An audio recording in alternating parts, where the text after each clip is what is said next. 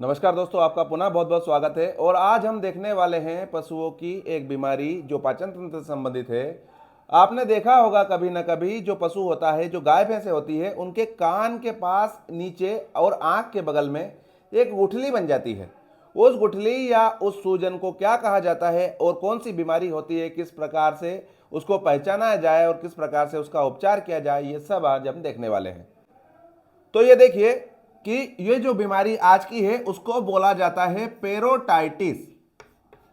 पेरोटाइटिस पेरोटाइटिस itis का मतलब सूजन होता है, और पेरोटाइटिस मतलब लार ग्रंथि में अगर किसी प्रकार का सूजन है तो उसको कहा जाता है पेरोटाइटिस, लार ग्रंथि का सूजन। ये महत्वपूर्ण चीज है कि जो लार ग्रंथि का सूजन है उसको पेरोटाइटिस कहा जाता है। अब इसको कैसे पहचाना जाएगा और इसको पेरोटाइटिस क्यों कहा जाता है, इन विषयों पर भी अब हम जानने वाले हैं।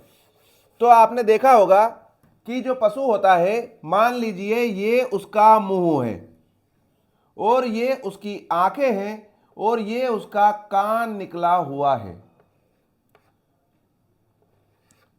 मैं पुनः कहूंगा कि आप ऐसा मान लें कि ये पशु का मुंह है, ये उसकी आंखें हैं और ये उसका कान है। कई बार आपको यहां पर इसके कान के नीचे ऐसा मोटा सा आपको फोड़ा दिखता है, ऊंची ऊंची गठान दिखती है। उस जो समस्या है उसको सामान्यतः कहा जाता है, वो क्या है? वो है एक लार ग्रंथि। जो पशु है उसमें 3 लार ग्रंथि होती है, 3 जोड़ी लार ग्रंथि होती है। एक होती है पेरोटिड जो यहां पर होती है, एक होती है मैंडिबुलर जो जबड़े के पास होती है, और एक होती है सबलिंगुअल जो जीभ के नीचे से रहती है। इस प्रकार 3 जोड़ी जो लार ग्रंथियां होती है वो पशुओं में पाई जाती है। और जो पेरोटिड लार ग्रंथि है, इसमें सबसे ज्यादा संभावना होती है कि ये जो इन्फेक्शन है या जो सूजन है वो आए। इसीलिए इस लार ग्रंथि के जो सूजन है इसको कहा जाता है पेरोटाइटिस। तो हमने यहां तक देख लिया है कि ये जो गठान है, ये जो लगता है, ये लार ग्रंथि की सूजन होती है। और इस जो गठान होती है जो कान के पास मोटी मोटी दिखती है उसको कहा जाता है पेरोटाइटिस।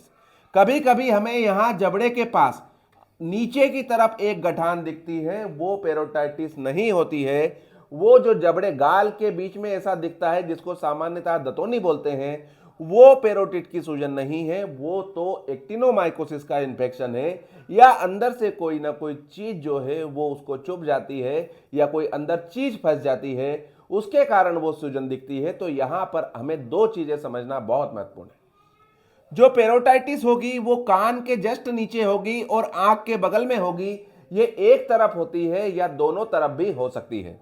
ये कभी कभी पशुओं में दोनों तरफ पाई जाती है, लेकिन सामान्यतः ये एक तरफ, और उसमें भी जो बाईं ओर है वहां पर हमें सामान्यतः देखने को मिलती है। तो वो पेरोटाइटिस हम समझे। और नीचे की तरफ है तो वो लार ग्रंथि का सूजन नहीं है, या तो वो एक्टिनोमाइकोसिस जो बैक्टीरिया है उसका इन्फेक्शन हो सकता है, या कुछ और कारण से वो हो सकता है।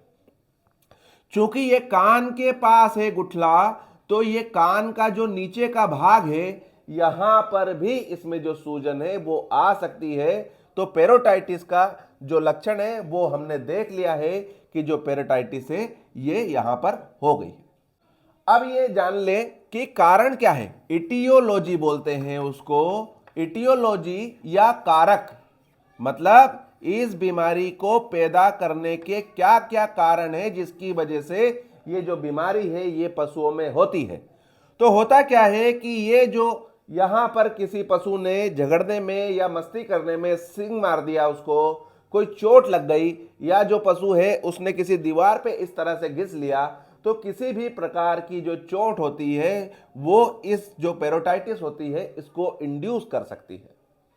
दूसरी चीज क्या होती है, जिस तरह से बाथरूम में जो हमारा यूरिनरी सिस्टम होता है उसमें कैलकुलाई बनती है, किडनी में पथरी बन जाती है, उसी प्रकार कभी कभी छोटे से कैलकुलस जो ये वाली लार ग्रंथि है अगर इसमें बन गए तो ये भी पेरोटाइटिस करवा सकती है। तीसरी चीज हो सकती है कि इस लार ग्रंथि में ब्लड के द्वारा, खून के द्वारा कोई इंफेक्शन जो है वो गया और यहाँ पर फैल गया, तो उसके कारण भी पेरोटाइटिस हो सकती है। चौथी लेकिन सबसे महत्वपूर्ण चीज जो पेरोटाइटिस के योगदान में बहुत बड़ी भूमिका निभाता है, वो होता है विटामिन ए की कमी। विटामिन ए की जब कमी होती है तो पेरोटाइटिस होने की जो संभावना है, ये वाली जो सूजन है, इसकी संभावना बढ़ जाती है। और इसके लिए जब हम इसके ट्रीटमेंट की बात करेंगे तो वो विटामिन ए के बिना जो पूर्ण नहीं हो सकता। तो हमने देख लिया है कि जो पेरोटाइटिस है उसके कारण क्या है, किस कारण से जो पशु है उनमें पेरोटाइटिस होती है। और अब हम देखेंगे कि इसमें लक्षण क्या क्या दिखेंगे।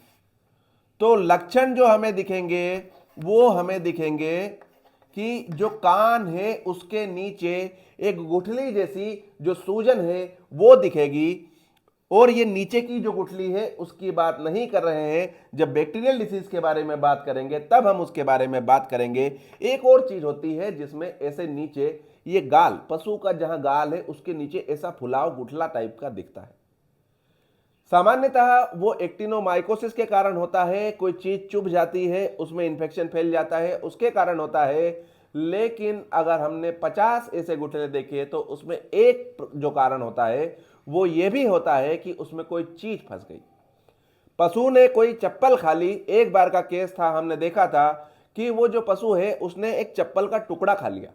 वो जब टुकड़ा खा लिया तो वो दोनों दांतों के बीच और जो गाल है उसके बीच में फंस गया और उसके कारण जो पशु है उसको मुंह चलाने में भी दिक्कत आ रही थी और वहां पर ऐसा ऊंचा गुठला जैसा दिख रहा था। चूंकि हम वहां उस केस को देखने गए थे और हमने सबसे पहले उसको एक्टिनोमाइकोसिस ही मान लिया, और लेकिन उस समय हमारे हाथों एक चूक हुई थी। लेकिन अगले दिन जब हम फिर गए और हमें उसमें कोई रिस्पॉन्स केस में नहीं दिखा, तो फिर हमने सोचा कि एक बार इस पशु का मुंह खोल के अच्छे से देखा जाए पहली बार में। और इसीलिए कहा जाता है कि जब भी हम पशु के पास जाएं कुछ नियम बना लें कि जब भी पशु के पास जाएंगे तो हम टेम्परेचर जरूर लेंगे। वो किस प्रकार का गोबर करता है ये हम जरूर देखें। वो किस प्रकार का खाना वर्तमान में खा रहा है ये जरूर देखें। उसकी आंखों की स्थिति, कहीं वो गड्ढे में तो नहीं घुस गई है ये जरूर देखें। उसकी म्यूकस मेम्ब्रेन जरूर देखें। उसकी लिम्फ नोड जरूर देखें। उसकी रूमिनल मोटिलिटी जरूर देखें। जैसे ही हम किसी पशु के पास जाएं और वो बीमार है और खाना नहीं खा रहा है तो सारी चीजें हर पशु में चेक करने की एक आदत बना लें। अगले दिन जाके जब हमने उसका मुंह खोला, तो जब मुंह खोला उसका तो वहां पर हमें एक इधर की साइड चप्पल दबी हुई दिखी। फिर बड़ी आसानी से हमने उसकी जो चप्पल है उसको, एक संसी थी जो हम किचन में यूज करते हैं, वो मंगवाई और उससे पकड़ के फिर हमने उस जो चप्पल थी उसको निकाल दी।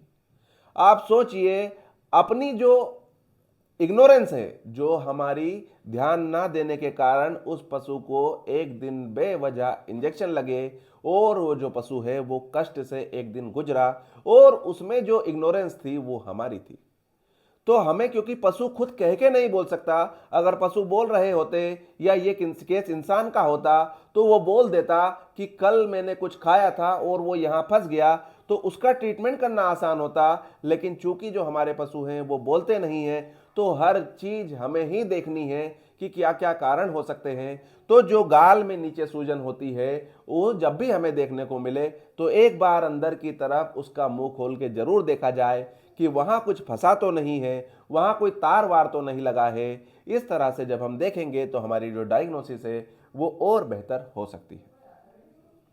तो लक्षण में हमने देख लिया कि कान और आंख के बगल में, कान के नीचे और आंख के बगल में या तो एक तरफ या दोनों तरफ एक गुठली जैसी बन जाएगी।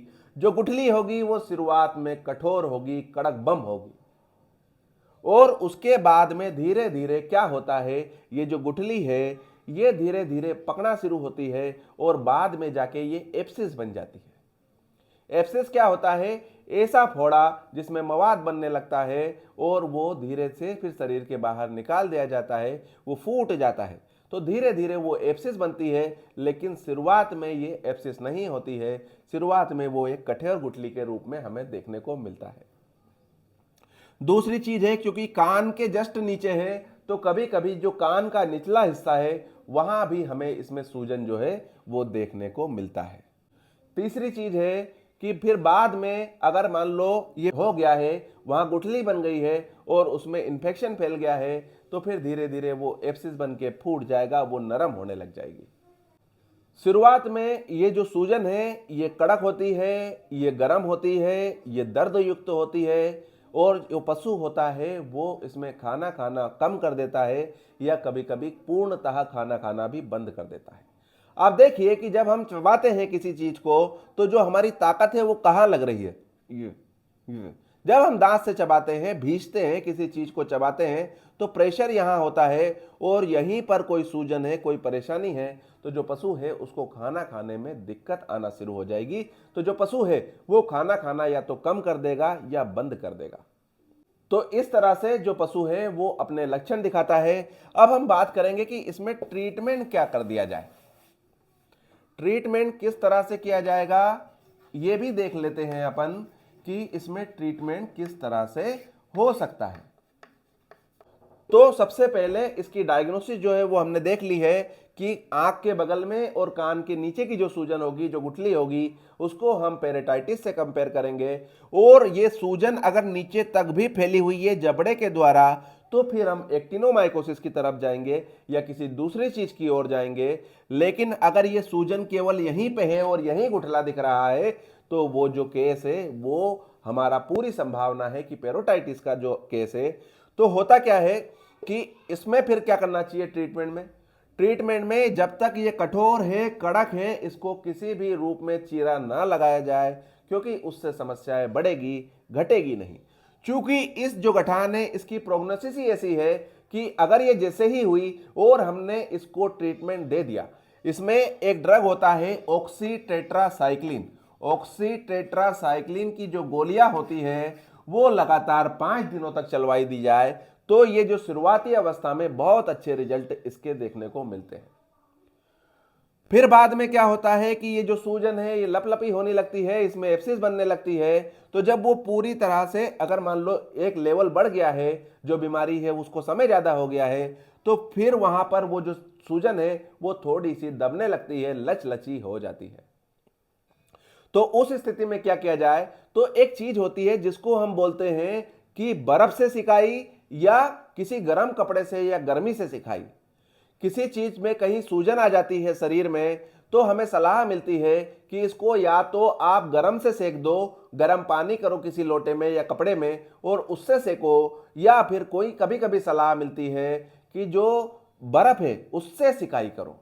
तो दरअसल कब बर्फ से सेका जाए और कब गर्म चीज से सेका जाए, कब गर्मी से सेका जाए, इसका जो हल है, इसकी जो बातचीत है वो ऐसी है कि जब भी एक्यूट केस हो, एक्यूट केस हो मतलब जब भी तत्काल वाला मामला हो, ये यहां पर है और यहां पर ऐसी सूजन इस चीज में आ गई, इसको 48 घंटे 72 घंटे से कम हुआ है, यहां अभी अभी सूजन आई है और सूजन आने की जो प्रक्रिया है वो ऐसी है कि वहां पर टेम्परेचर बढ़ता है, वहां पर ब्लड का फ्लो बढ़ता है, वहां की जो कैपिलरी है उनमें ब्लड फ्लो बढ़ गया, तो उसके कारण ठीक है, उसके कारण यहां पर सूजन आती है और वहां पर चूंकि टेम्परेचर बढ़ा हुआ है, ब्लड फ्लो बढ़ा हुआ है, उसके कारण सूजन ज्यादा है।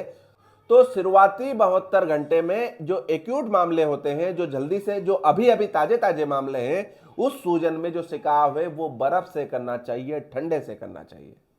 उसमें गर्म से सिकाव नहीं करना चाहिए, क्योंकि ऑलरेडी वहां पर जो गतियां हैं वो ब्लड की बहुत ज्यादा है, और अगर हमने गर्म से सिकाव कर दिया तो वो जो स्थिति है वो और ज्यादा विकट होगी, उससे आराम नहीं होगा। एक बार कोई चीज क्रोनिक हो गई, 72 घंटे से ज्यादा हो गई है और वो सूजन वहां पर जम चुकी है, तो फिर वहां पर क्रियाविधि अगर बढ़ानी हो तो वहां पर जो हमें सिकाव है वो गर्म चीज से करना, गर्म पानी से कर सकते हैं और गर्म पानी से करना चाहिए।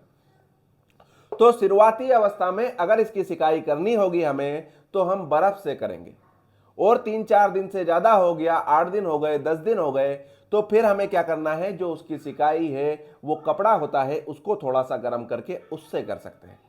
तो यहां पर कब गर्म सिकाई करनी है, कब ठंडी सिकाई करनी है, ये ओवरऑल किसी भी सूजन जो कहीं भी होती है, हर सूजन पे ये लागू होता है कि उसमें गर्म सिकाई होगी या ठंडी सिकाई होगी।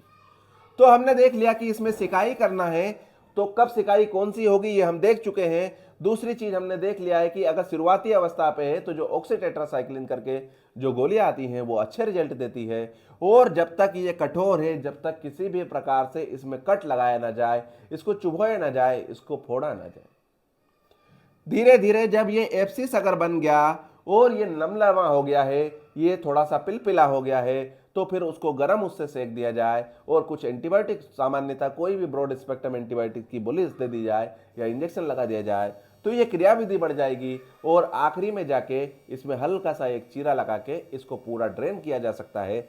और जब भी चीरा लगाएंगे तो 5 दिन उसकी साफ सफाई और ड्रेसिंग करना बेहद आवश्यक है, क्योंकि सलाइवरी ग्लैंड का मामला है, ये एक दिन की उसमें ठीक नहीं होती है। तो 5 दिन तक लगातार हमने उसकी ड्रेसिंग कर ली, उसमें चीरा लगा लिया। चीरा कब लगाना है इसमें कोई कंफ्यूजन नहीं होना चाहिए। शुरुआती अवस्था में किसी भी प्रकार का जो चीरा है वो इसमें नहीं लगाना चाहिए। साथ में जो सपोर्टिव ड्रग है, क्योंकि यहां पर सूजन है, तो एंटी इन्फ्लामेटरी मतलब जो सूजन रोधक जीव है, दवाइयां हैं, जो इंजेक्शन है या जो गोली है, वो इनको आराम से दी जा सकती है।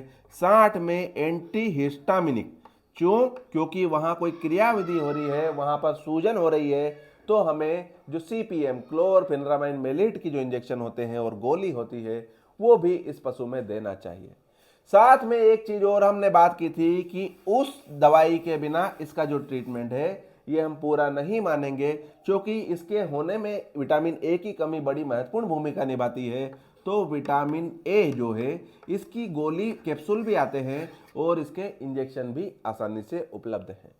तो ये जो बीमारी है ये इसमें हम पूरी तरह से गोली, दवाई और विटामिन पे ही इसको ठीक कर सकते हैं। जब एक बार प्रयास कर सकते हैं तो 8-10 दिन में ये जो बीमारी है ये ठीक हो जाती है, कहीं कोई समस्या इसमें नहीं आती है। साथ में एक ब्रॉड स्पेक्ट्रम एंटीबायोटिक जो होता है वो हम दे सकते हैं 2 से 3 दिनों के लिए, और ये जो समस्या है ये हमारी खत्म हो जाएगी। आज इतना ही। कल हम ईसोफेगस के बारे में बात करेंगे। तो ईसोफेगस में सूजन और एक चीज होती है चोक हो जाना। कोई चीज ईसोफेगस में फंस जाती है, उसको किस तरह से पहचाना जाए, और ईसोफेगस में जो सूजन होती है उसको किस तरह से पहचाना जाएगा, और ईसोफेगस में कोई चीज फंस गई है, ये हम बहुत अच्छे से समझेंगे कि कब उसमें सूजन होगी और कब उसमें कोई चीज फंसी होगी, चोक का मामला होगा। एक बार जब हम उसको देख लेंगे तो कल हम समझेंगे कि उसको किस तरह से ट्रीटमेंट कर सकते हैं, किस तरह से चीज़ें हो सकती है।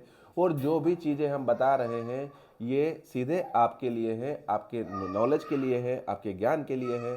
इसका कतई ये मतलब नहीं है कि बिना अब अनुभव से कोई पशुपालक है वही इसका ट्रीटमेंट करना शुरू कर दे। जो रजिस्टर्ड पशु चिकित्सक है उनके माध्यम से ही सारे ट्रीटमेंट करवाए जाए, ऐसा हमारा कतई विकल्प नहीं है। हमारा मतलब तो इतना सा है कि कोई जो पशु मालिक होता है या फील्ड में जो लोग होते हैं वो पशु के सबसे ज़्यादा क्लोज होते हैं। कोई डॉक्टर बाहर से आएगा तो वो उसको 2 मिनट, 5 मिनट, 10 मिनट का ही समय है सारी डायग्नोसिस करने के लिए, क्योंकि आप उस पशु को 24 घंटे देखते हैं और आपको एक सामान्य अगर ज्ञान होगा तो निश्चित तौर पर जब डॉक्टर साहब आएंगे तो आप उनको एक सही बातें बताने की स्थिति में होंगे। तो ये जो चर्चाएं हैं ये सभी के लिए बहुत ज़्यादा लाभप्रद है। जब सब आप लोग इस चीज़ों को समझेंगे, हम सब मिलके करेंगे, तो निश्चित तौर पर हमारा जो मकसद है कि जो पशु हैं उनको बेहतर सुविधाएं मिल पाए, उनके साथ बेहतर चीज़ें हो पाए, ये हम सब का मिला जुला जो मकसद है ये पूरा हो सकता है। अगर आज की जानकारी पसंद आई हो, कुछ सीखने को मिला हो तो लाइक कीजिएगा, अपने मित्रों के साथ शेयर कर सकते हैं। जय हिंद, जय भारत, बहुत बहुत धन्यवाद।